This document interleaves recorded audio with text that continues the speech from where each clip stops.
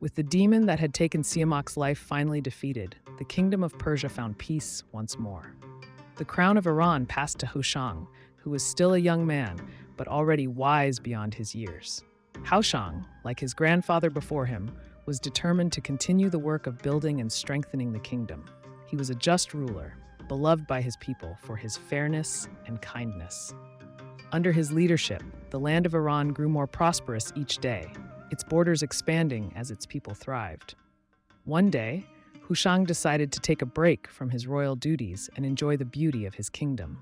Accompanied by several nobles, he set out for the mountains on a hunting expedition. The air was crisp and the landscape was breathtaking.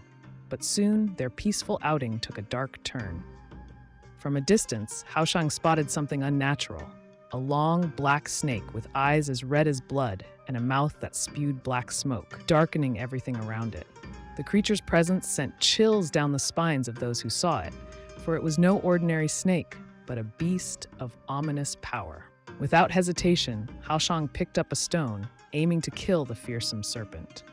With all his strength, he hurled the stone, but the snake, quick and cunning, slithered away just in time. The stone missed its target and struck another rock instead. As the stone hit, a spark flew from the collision, and in that moment, Houshang made a discovery that would forever change the course of history: fire. Realizing the significance of this spark, Houshang was overjoyed. Fire, a force that could warm the coldest night and light the darkest path, had been found. The people, too, were delighted by this discovery.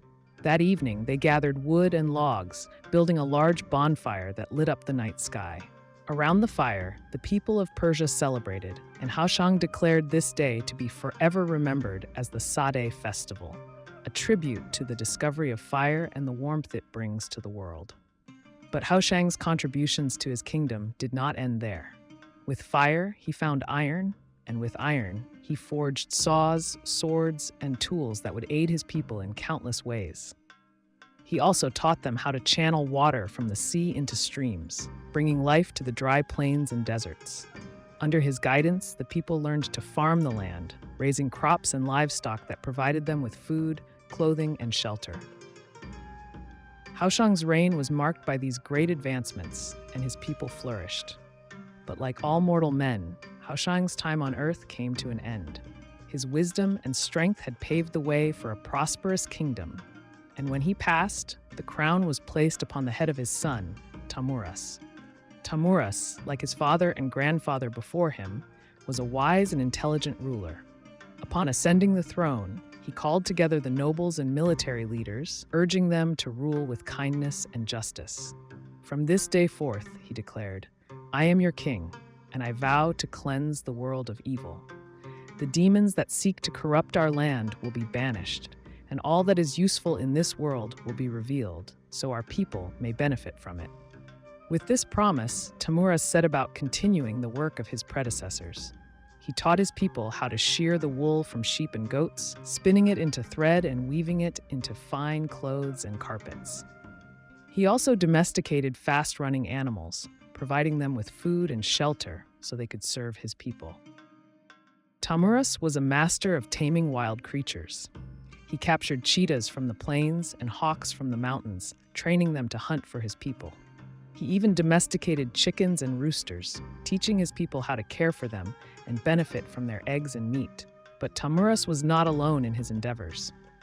He had a trusted vizier named Shahrasp, a man known for his wisdom, honesty, and kind heart.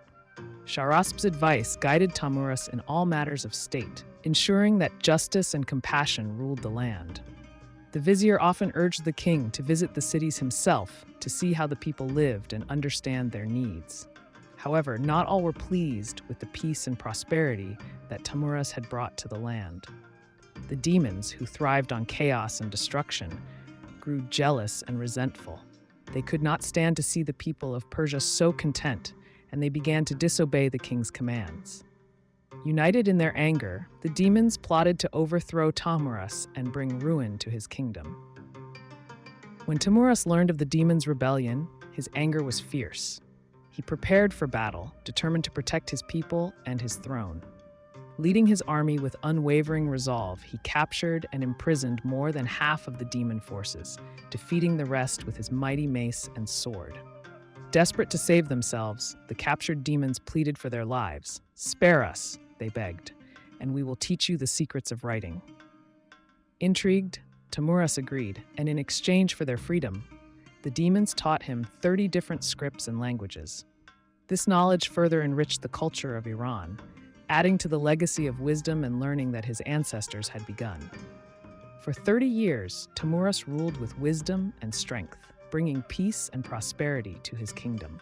When his time on earth came to an end, the throne passed to his son, Jamshid, and so, the legacy of Houshang and Tahmoures lived on, in the hearts of their people and in the stories that would be told for generations. Their wisdom, courage, and discoveries laid the foundation for a great civilization, and their names would be remembered as the first great kings of Iran.